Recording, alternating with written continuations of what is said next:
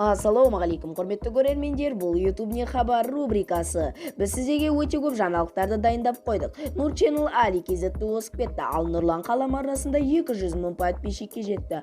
YouTube өзінің TikTok секілді приложениесін шығаруы мүмкін бе? Осының барлығын қазір айтатын боламыз.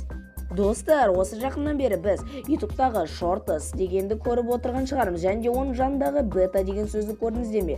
Бұл әзірше эксперименттегі приложение дейміз. Содан соң YouTube өзінің TikTok секілді приложениесін шығаратын сияқты, және де ол приложениенің атын Shorts деп қою мүмкін. Әрине, мұның барлығы болжам, бұл осылай YouTube'та да тұрып қалуы мүмкін.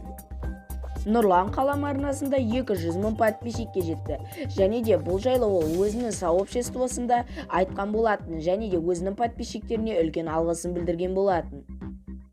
Нұрлан қалам арнасы осы қалпында жүре беретін болса, жақында миллион подписчикке де жетуі мүмкін, себебі оның дамуы тез дамып келе жатыр. Сәттілік тілеймін. Мінекей, көптен күткен жаңалық, тартысты бәсеке десек те болады. Нур Channel арнасы жақында ғана Ali KZ арнасын озып кетті. Яғни Нур Channel'да қанша подписчик, Ali KZ'те қанша подписчик? Бүгін ғана Нур Channel'дың арнасында 1 миллионда 270 мың подписчик болса, ал Ali KZ'тің арнасында сол баяғы 1 миллионда 260 мың подписчигімен Нур Channel Аликті озды. Енді Нур Channel осы қалпынан тайма. Егерде Нур Channel осы қалпынан таймай әрі қарай алда жүре беретін болса, ол пазлды да озып кетуі мүмкін.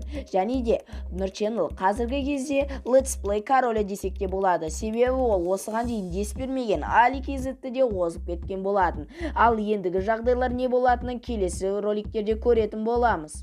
Ал осында YouTube жайлы керемет хабарларды жіберіп алмау үшін жай ғана арнаға тіркеліп, осы видеоға лайк басуды ұмытпаңыздар. Және де жанынан шыққан қоңыраушаны басуды ұмытып кетпеңіздер. Сол кезде YouTube жайлы көптеген хабарларды еститін боласыздар.